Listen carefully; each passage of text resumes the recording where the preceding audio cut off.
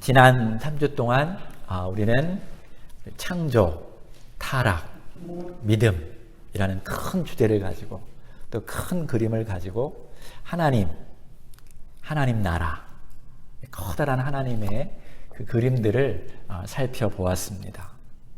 그런데 출애굽기 첫 페이지를 열게 되면 하나님께서 아브라함에게 약속하신 그 약속의 말씀과 좀 동떨어진 일이 발생하게 됩니다. 하나님께서 어떻게 약속하셨죠? 아브라함에게 가나안 땅으로 가면 너의 족속들이, 너의 자손들이 별과 같이 많아질 것이고 그들을 통해서 온 열방이 복을 받을 것이다 라고 하나님께서 약속하셨습니다.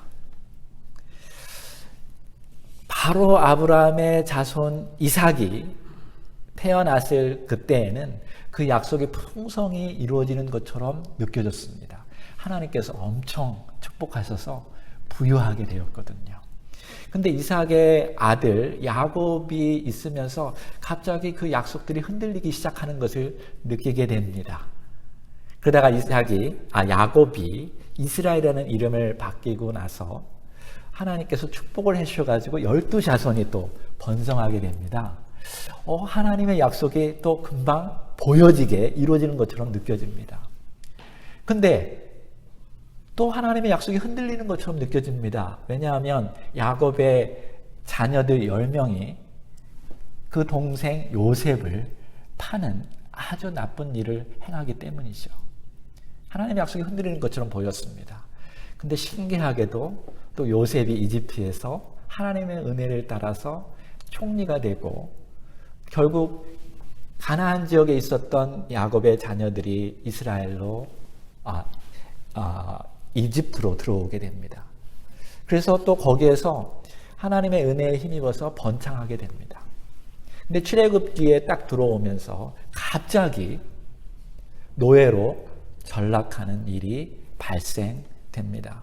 그 이후로 400년 동안 이 바로의 도시들을 건축해야 하는 막노동에 그들이 시달렸다라고 성경은 기록하고 있습니다. 몇 년 동안이라고요?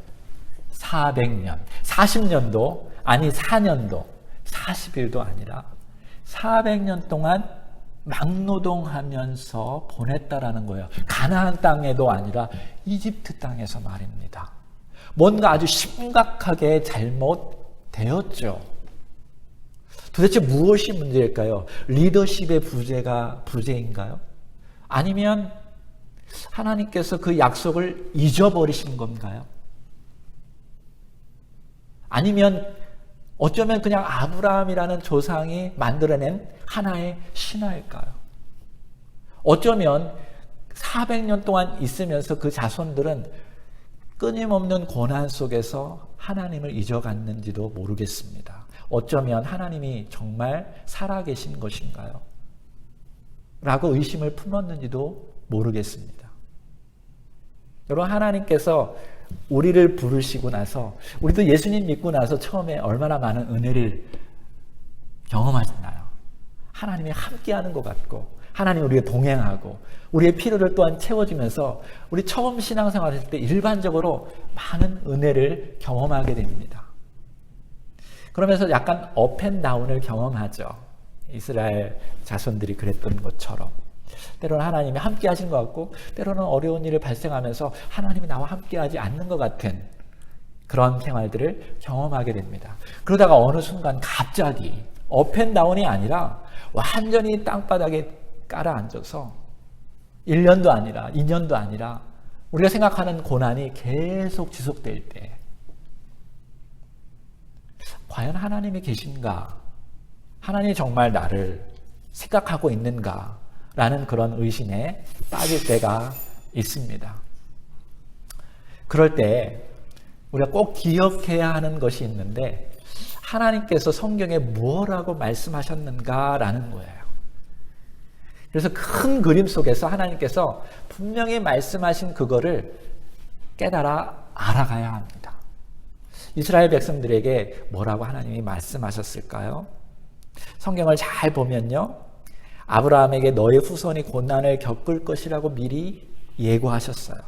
그러니까 하나님은 약속을 어긴 것이 아니라 축복을 줄 것인데 고난이 반드시 올 것이라고 사실은 이미 오래전에 말씀하셨어요. 그것을 창세기 15장 12절에서 17절 말씀 다시 한번 창세기로 돌아가서 보기를 원합니다. 자, 볼까요? 다 같이 읽겠습니다. 해 질 때에 아브라함에게 깊은 잠이 임하고, 요거 기억하고 계십니까, 여러분? 하나님이 계약하실 때, 약속하실 때 아브라함이 잠을 자고 있었어요. 그럴 때 큰 흑암과 두려움이 그에게 임하였더니, 아마 꿈속에서 분명한 환상 속에서 하나님이 보여주셨죠. 여호와께서 아브라함에게 이르시되 너는 반드시, 이거 중요합니다. 반드시 알라. 내 자손이 이방에서 객이 되어 그들을 섬기겠고 그들은 400년 동안, 하나님 분명히 말씀하셨네요. 내 자손을 괴롭히리니 그들이 섬기는 나라를 내가 징벌할지며 그 후에 내 자손이 큰 재물을 이끌고 나오리라. 하나님이 거대한 미래의 약속은 주셨는데 중간에 고난이 반드시 있을 거라는 사실을 네가 알고 자손들에게 가르쳐 주어라. 그래서 고난 속에서 침몰하지 않도록. 그래서 내 자손은 4대 만에 이 땅으로 돌아오리니, 이 땅이 어느 땅이죠? 약속의 땅, 가나안 땅이에요. 이는 아모리 족속의 제약이 아직 가득 차지 아니함이니라 하시더니, 해가 져서 어두울 때에 연기 나오는 화로가 보이며 타는 횃불이 하나님의 임재를 상징하죠.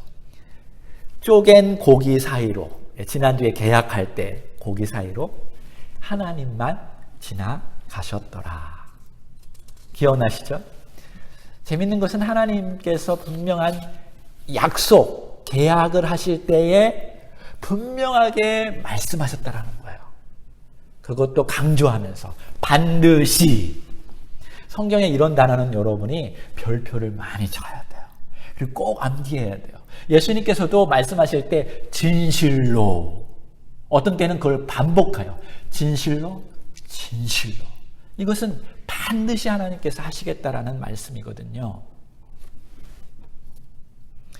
신약에서도 예수님께서 제자들에게 영원한 약속을 주셨어요. 축복을 주신다고 약속하셨어요. 그런데 예수님도 똑같이 말씀하시죠. 반드시 너희들이 나를 믿는다면 세상에서 고난을 당할 것이다. 그러니까 여기에서 고난은요, 하나님께서의 크신 계획 속에서 있는 고난입니다. 여러분과 저는 이 큰 그림을 절대로 잊지 말아야 돼요. 크리스찬의 삶의 신앙의 여정 속에 고난은 반드시 있다라는 사실을 말입니다. 고난이 오면 당혹스럽습니다. 신앙이 흔들리죠. 그냥 가벼운 고난이 아니에요. 성경에서 말하는 고난은. 의심과 싸워야 하고요. 하나님에 대해서 불안을 겪기도 하고 때로는 절망까지 이끌어가는 고난, 불시험과 같은 고난이 우리에게 온다라고 성경은 우리에게 말씀해 주고 있어요. 고난이 깊어지고 커질수록 그 두려움과 의심은 상대적으로 더 커질 것입니다. 여러분이 아무리 신앙생활을 잘 할지라도, 여러분이 아무리 하나님께 헌신한다 할지라도, 여러분이 아무리 하나님을 기쁘게 할지라도, 거룩한 삶을 살았다 할지라도 고난이 반드시 온다라고 성경은 우리에게 말해주고 있어요. 그래서 여러분, 이 고난이 올 때마다 침몰하지 말고 하나님을 기다리는 주의 성도들 되기를 주의 이름으로 축원합니다. 이 고난이 올 때 이스라엘 백성들이 어떻게 했을까요? 출애굽기 2장 23절 25절에 이렇게 말해주고 있어요. 여러 해 후에 애굽 왕은 죽었고 이스라엘 자손은 고된 노동으로 말미암아 탄식하며 부르짖으니. 그래요. 기도가 저절로 나오게 돼 있습니다. 그 고된 노동으로 말미암아 부르짖는 소리가 하나님께 상달된지라. 하나님의 그들의 고통 소리를 들으시고 하나님이 아브라함과 이삭과 야곱에게 세운 그 언약을 기억하사 하나님이 이스라엘 자손을 어떻게 하셨다고요? 돌보셨고 하나님이 그들을 기억하셨더라. 고난이 올 때, 고난이 깊어질수록 기도해야 합니다. 근데 여러분, 고난이 깊어질수록 기도가 어떤 기도가 나오는지 아십니까? 강력한 기도가 터져 나옵니다. 진실한 기도입니다. 중언부언의 기도를 할 수가 없습니다. 절실한 기도가 나옵니다. 구체적인 기도를 합니다. 근데 반대로 고난이 작아지면 어떻게 될까요? 기도가 추상적이 되어버려요. 기도하는 둥 마는 둥 바뀌어집니다. 이게 우리의 삶의 모습인 것 같아요. 성경을 자세히 보니까요, 이 극심한 고난 속에 있는 이스라엘 자손들이 죄를 지었다라는 표현이 안 나와 있더라고요. 희한하죠? 고난의 시기, 연단의 시기는 힘들고 고달픕니다. 그러나 인생의 큰 그림 속에서 보면 그때만큼 죄에서 멀어져서 영적으로 하나님과 더 가까이 갔던 시기는 없는 것 같습니다. 우리가 돌아볼 때도 그래요. 고난이 말로 형용할 수 없는 고난이 닥쳐올 때 죄로부터 멀어지게 돼 있죠. 자연스럽게. 죄를 지을 수도 없는 환경 속에 놓여집니다. 여전히 환경은 변하지 않아요. 고난은 여전히 지속되어지는데 하나님께서 이스라엘 백성을 돌보셨다라고 성경은 기록하고 있습니다. 점점점 이스라엘 자손들이 고통이 심해졌는데요. 보니까 이스라엘 백성들이 숫자들이 점점 늘어났어요. 400년 동안 몇 명이 늘어난 줄 아십니까? 12명의 야곱의 자손들이 거기에 가서 살았었잖아요. 많아봤자 30-40명 됐겠죠? 400년 동안 거의 남자들만 10만 명이 되었어요. 그러면 가족까지 하면 적어도 20만 명이 넘게 성장했다라는 거예요. 하나님이 돌보시지 않으면 불가능한 일입니다.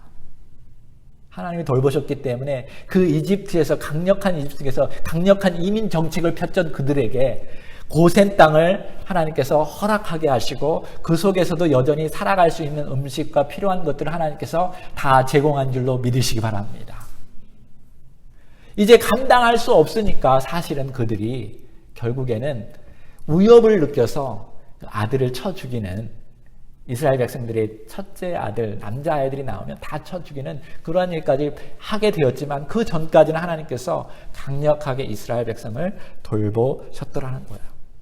낮에는 죽도록 노종하고 밤에는 기도하면서 유흥업소에 찾아갈 수 있는 그런 환경도 아니죠.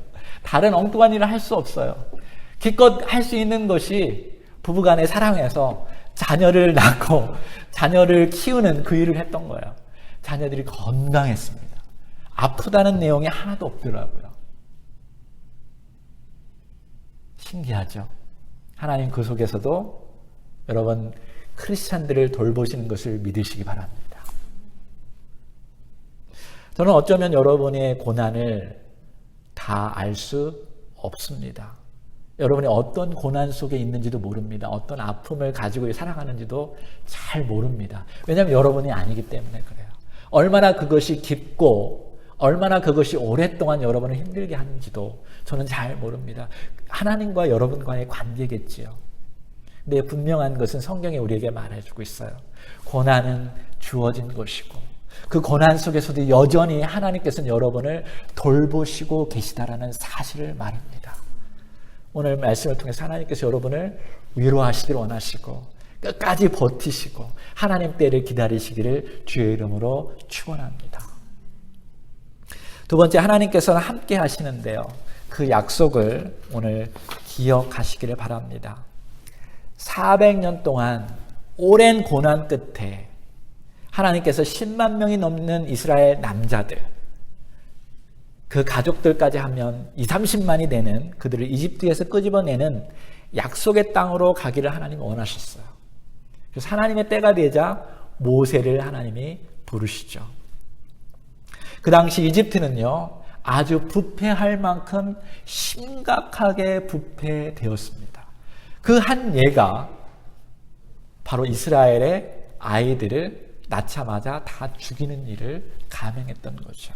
엄청난 잔혹한 행위를 했다라는 것을 볼 때에 이집트가 얼마만큼 부패했는지 우리는 잘 알 수 있습니다.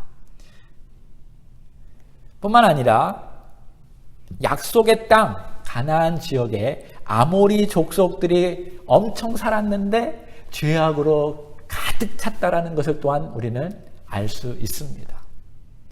어린 아이들부터 죽는 자까지 모든 DNA 가지고 있는 아이들이 다 부패하고 죄악으로 가득 찼고 사람들뿐만 아니라 짐승들도 모든 자연 환경들도 엄청 파괴되었다는 것을 우리가 알고 있어요. 그래서 하나님께서 이제 때가 된 거죠. 여러분, 하나님은요, 모든 돌아가는 국제 정세도 다 파악하고 있는 줄 믿으시기 바랍니다. 다 보고 계셔요. 뿐만 아니라 우리 개개인의 삶에도 깊이 관여하고 있다는 사실을 기억하시기 바랍니다. 모세를 보면 알 수 있죠. 모세는 광야에서 40년 동안 노발이 인생을 살고 있었어요. 어느 누구도 기억하지 않는 삶을 살았죠. 물론 그는 이집트의 왕자로 있었던 자였습니다. 모세가 왕궁에서 계속 있었다면 아마도 모세는 그들과 똑같이 부패했을지 모르겠어요. 신기하게 하나님은 그를 끄집어내서 고난 속에 넣어두었죠. 아마도 모세가 태어나서부터 겸손한 것이 아니라 하나님께서 40년이라는 고난을 통해서 그를 낮추시고 겸손하게 해준 줄로 믿습니다. 리더를 하나님 만들어가기 위해서, 하나님의 사람으로 만들어가기 위해서 하나님은 고난을 통해서 역사하셨던 거죠. 그리고 그를 부르시고 하나님의 구원의 계획을 말씀해 주시죠. 불타는 가시떨무 나무 아래서 말입니다. 그때 모세가 두 가지 하나님께 질문을 해요. 내가 누구간데? 두 번째로는 도대체 하나님은 누구십니까? 출애굽기 3장 11절 볼까요? 같이 읽어보겠습니다. 이겁니다. 시작. 모세가 하나님께 아뢰되 내가 누구이기에 바로에게 가며 이스라엘 자손을 애굽에서 인도하여 내리이까? 이건 무슨 말이에요? 나는 이민 2세입니다. 하나님, 저는 말도 제대로 못하고 아무런 인맥이나 스펙이 없습니다. 우리 2세들을 말하는 것처럼 말을 떠듬거리면서 이야기했을 것입니다. 이집트 언어도 나는 다 까먹었고요. 이스라엘의 히브리어도 나는 다 잊어버렸습니다. 그뿐만 아니라 나는 말을 잘 더듬는 사람인데 나 같은 사람이 어떻게 거대한 이집트 왕국에 들어가서 이스라엘 백성을 끌어내올 수 있습니까? 그들도 나를 버렸고 이스라엘 백성들마저도 나를 별로 기억하지도 않고 싫어하는 이민 2세의 나는 사람입니다. 그런 내가 무엇을 할 수 있습니까? 내가 누구이기에 하나님. 그때 하나님께서 뭐라고 말씀하실까요? 이 내용이 중요합니다. 같이 읽어볼까요? 3장 12절. 하나님이 이르시되, 다 같이 읽겠습니다. 시작. 내가 반드시, 또 반드시 나왔네요. 반드시 너와 함께 있으리라. 어떻게 보면 굉장히 엉뚱한 대답을 하셨는데요. 오늘 찬양을 부르는데 찬양이 다 이 내용이었어요. 하나님이 너와 함께 할 것이다. 이것이 가장 큰 복이다라는 거죠. 이것이 가장 큰 형통의 길이라는 것을 여러분 믿으시기 바랍니다. 하나님이 함께 하는 것이 형통한 거예요. 하나님이 함께 하는 것이 성공한 인생입니다. 하나님이 함께 하는 것이 영생의 삶입니다. 하나님이 함께 하시는 것이 우리의 최고의 기쁨입니다. 하나님이 함께 하는 것이 우리의 구원인 줄 믿으시기 바랍니다. 하나님이 함께 하시는 것이 우리의 힘이고요. 하나님이 함께 하시는 것이 우리의 최대의 생명보험, 건강보험인 것을 믿으시기 바랍니다. 하나님이 함께하면 어떤 것도 우리를 무너뜨릴 수 없습니다. 심지어 죽음까지도 우리를 넘어뜨릴 수 없습니다. 할렐루야. 이것이 가장 큰 비결이에요. 가장 큰 선물이에요. 예수님께서 그래서 가장 큰 선물은 성령을 받는 것이다. 성령이 너와 함께하는 것이 가장 큰 선물인데 내가 하나님께 부르짖으면 내가 주지 않겠느냐라고 말씀하셨어요. 여러분, 하나님이 함께하는 것이 가장 큰 복인 것을 믿으시기 바랍니다. 이 의미를 오늘 분명히 파악하고 있어야 돼요. 이 약속을 모세에게도 하죠. 예수님께서도 사실은 우리에게도 말씀하셨어요. 똑같이 너희는 가서 모든 족속으로 제자를 삼고 아버지와 아들과 성령의 이름으로 침례를 주고 내가 너에게 분부한 모든 것을 가르쳐 지키게 하라. 볼지어다 내가 세상 끝날 때까지 너희와 항상 함께 있으리라. 이건 꼭 기억해야 돼요. 반드시 항상 고난이 올 때에도 때로는 우리가 넘어질 때에도 하나님 함께 하셔요. 때로는 우리가 불안할 때, 약할 때, 내 자신을 보면 하염없이 작고, 내 자신을 보면 하염없이 부족하고, 내 자신을 보면 하염없이 죄악 속에 빠져갈 때에도 여러분, 하나님을 바라보시는 주의 성도들 되기를 바랍니다. 하나님이 함께 하신다. 그것이 우리의 힘이 돼요. 그것이 우리의 어두운 웅덩이 속에서 일으킬 수 있는 놀라운 비결입니다. 두 번째, 모세가 묻습니다. 그렇다면 하나님은 도대체 누구십니까? 3장 14절 하나님이 모세에게 이르시되 나는 스스로 있는 자이니라. 또 이르시되 너는 이스라엘 자손에게 이같이 이르기를 스스로 있는 자가 나를 너희에게 보내셨다 하라. 우리 다 같이 처음에 읽었었죠. 당신이 누구입니까? 라고 묻자 하나님이 모세에게 말씀하시기를 나는 스스로 있는 자다. I am who I am. 여러분 많이 이 내용을 들은 줄 알고 있어요. 이 말은 하나님이 방어적인 말로 말씀하신 것이 아니에요.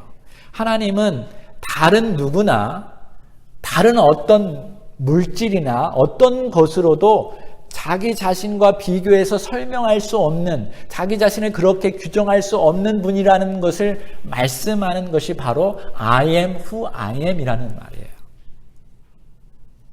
하나님은요, 하나밖에 없는 절대적인 존재예요. 그래서 하나님과 비교해서 하나님을 설명할 수 있는 것이 없다라는 거죠. 이해되십니까? 하나님은 절대적인 분이에요. 하나님만 영원하신 분이셔요. 영원 태초 전부터 있고 영원까지 존재하는 분이 하나님밖에 없기 때문에 하나님을 어떤 것으로 규정할 수 없어요. 오히려 하나님이 우리를 규정할 수 있죠. 그러므로 우리가 하나님을 어떤 틀에 묶어놓고 설명할 수가 없습니다. 단지 우리가 하나님을 알 수 있는 길은 하나님이 성경에 계시한 만큼만 하나님을 알 수 있는 것이죠. 하나님의 이름, 그래서 너희들을 규정할 수 있는 존재가 아니야. 그러나 나는 여전히 있다라는 거예요. 영원. 그리고 나는 절대적인 존재고 절대적인 파워를 가지고 있는 분이라는 것을 이 이름 속에서 알 수 있어요. 히브리인이나 우리 한국 사람이나 이름 속에는 그 존재의 의미를 담고 있죠. 하나님이 그러하신 분이셔요. 절대적인 존재라는 것이죠. 히브리어로는요, 이것을 야훼라고 불렀고요. 한국어로는 여호와라고 불렀어요. 그렇게 번역했어요. 똑같은 말인데. 유대인들은 그의 이름을 망령되이 부르지 않기 위해서 야훼를 읽을 때마다 아도나이, 주님으로 바꿔서 읽었다고 합니다. 왜냐하면 그 이름을 망령되이 사용되기 원치 않기 때문에 그래요. 절대자이기 때문에. 여러분, 이거 굉장히 중요한 내용인데요. 여러분은 누구이십니까? 라고 말할 때 나는 그냥 나입니다 라고 말하는 게 아니라 여러분과 저는 하나님과 함께 있는 존재라는 것을 믿으십시오. 그리고 하나님과 함께 있을 때만이 우리의 존재가 존재된다는 사실을 기억하십시오. 하나님과 떨어져서는 우리의 존재를 말할 수 없어요. 크리스찬이라는 것은 예수님과 함께 있는 존재라는 것을 말해주는 것이고, 그 삶은 예수님과 함께 되는 삶이라는 것을 보여주는 것입니다. 그분은 절대적이고 영원한 하나님이셔요. 그래서 우리는요, 하나님과 동행함으로 말미암아 하나님께서 원하시는 일을 감당할 수 있어요. 근데 꼭 기억하십시오. 그 하나님은 절대적인 하나님이셔요. 전능하신 하나님이십니다. 어느 누구도 여러분을 해칠 수 있는 분은 없습니다. 할렐루야! 이 하나님과 함께 계신다는 것을 충만히 느낀다면 여러분 두려울 것이 하나도 없어요. 자유할 수 있어요. 강해질 수 있습니다. 어느 누구도 여러분을 무너뜨릴 수 없습니다. 이것을 모세에게 하나님은 분명히 가르쳐 주었습니다.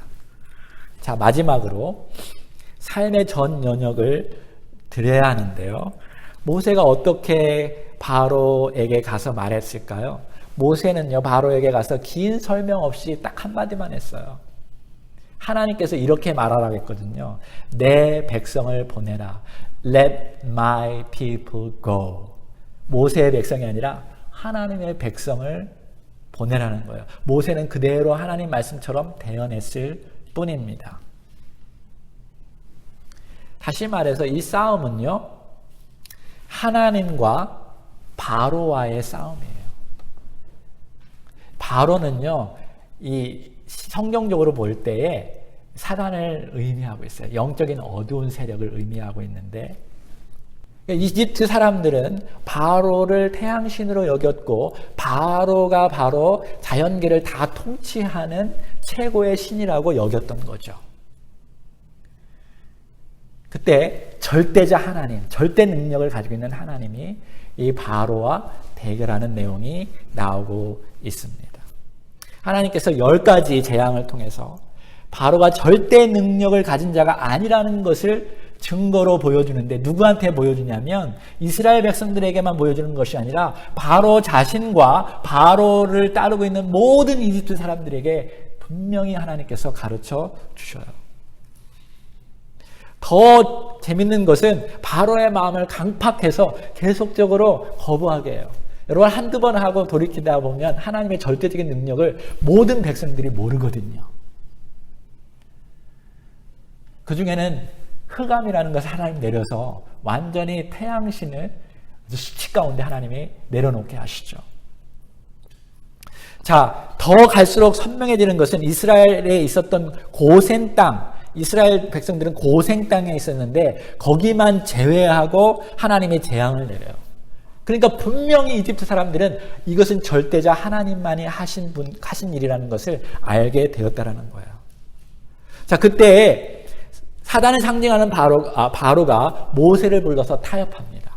이 장면이 재밌어요. 3가지 나누겠습니다. 첫 번째, 출애굽기 8장 24절에 보니까 바로가 모세와 아론을 불러 이르되 너희는 가서 어디에서? 이 땅에서 너희 하나님께 제사를 드리라고 말해요. 이 땅이 어디죠? 애굽 땅이에요. 자, 하나님을 섬기긴 섬기는데 그냥 여기에서 섬겨라 이거예요. 거기로 가지 말라라는 거예요. 이렇게 그들은 타협하죠. 하나님이냐 세상의 부유함이냐. 여러분, 하나님께서는 절대적인 하나님, 영원한 하나님께서는요 100% 원하시는 것을 믿으시기 바랍니다. 반쪽짜리 신앙은 하나님은 절대로 원하지 않으셔요. 성경을 보면 계속 구약 때부터 신약 때에도 예수님께서도 요한계시록까지도 100% 당신의 자녀를 원한다는 사실을 믿으시기 바랍니다. 그러자 또 재앙이 덮쳐요. 바로가 또 손을 들고 모세를 불러 타협합니다. 출애굽기 10장 8절에서 11절 말씀입니다. 모세와 아론을 바로에게로 다시 데려오니 바로가 그들에게 이르되 가서 너희 하나님 여호와를 섬겨라. 그래, 내가 포기했다. 갈 자가 누구냐? 모세가 이르되 우리가 여호와 앞에 절기를 지킬 것인즉 우리가 남녀노소와 노인과 자녀들까지와 또 양과 소를 데리고 가겠나이다. 그러자 바로가 이렇게 말합니다. 그렇게 하지 말고 너의 장정만 가서 여호와를 섬겨라. 남자들만 가서 섬겨라. 라고 또 타협판을 제시합니다. 그러나 여러분, 하나님은요, 모든 가족이 함께 영적 여정을 떠나기를 원하신다는 것을 믿으시기 바랍니다. 100% 하나님은 다 데리고 나오기를 원하셔요. 그러자 바로가 한 발자국 또 양보해서 이렇게 말합니다. 출애굽기 10장 24절에 바로가 모세를 불러서 이르되 너희는 가서 여호와를 섬기되 너의 양과 소는 머물러 두고 너의 어린 것은 너희와 함께 갈지니라. 계속해서 타협하죠. 끈질기게 크리스찬들이 한쪽은 하나님을 섬기게 하지만 한쪽은 여전히 자기 속에 두려고 여러 가지 계략과 계책으로 그들을 유혹해냅니다. 그래, 알았어. 내가 포기한다. 자녀들 다 데리고 가. 근데 양과 소는 여기에 놔둬라.